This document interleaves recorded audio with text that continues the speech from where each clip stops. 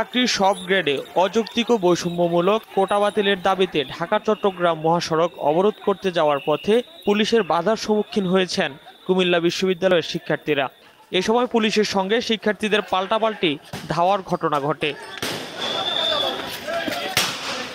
বৃহস্পতিবার বেলা 3:15টার দিকে বিশ্ববিদ্যালয় সংলগ্ন আনসার ক্যাম্প এলাকায় এই ঘটনা ঘটে। পাল্টাপাল্টি ধাওয়ার সময় পুলিশকে লক্ষ্য করে ইটপাটকেল ছোড়েন শিক্ষার্থীরা।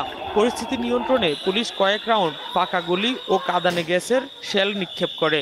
এতে পুলিশ, সাংবাদিক, শিক্ষার্থী সহ অন্তত 20 জন আহত হন। তাদের কয়েকজনকে বিশ্ববিদ্যালয়ের অ্যাম্বুলেন্সে করে হাসপাতালে নিয়ে যেতে দেখা যায়।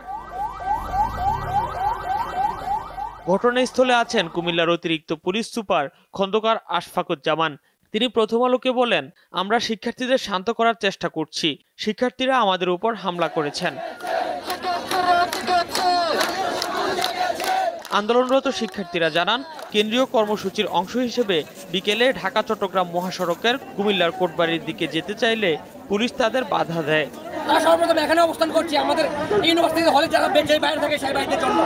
সর্বপ্রথম পুলিশরা আমাদেরকে এখানে চার্জ করে, আমাদের গায়ে লাঠি দিয়ে আমাদেরকে লাঠি দিয়ে চার্জ করে, আমাদের লাঠি দিয়ে চার্জ করে এখান থেকে ভাগিয়ে দেয়।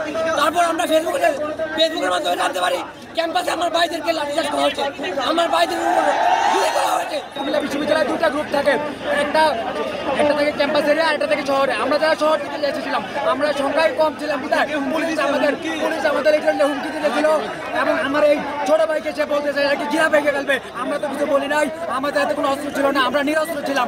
আর আমি বলে দিতে চাই যে এই যে লাঠি চার্জ করলো, আমাদের ভাইদের রক্তাক্ত করলো, আমরা এখন আরো কঠোর আন্দোলন দিব, দেখি কে আমাদেরকে থামায়।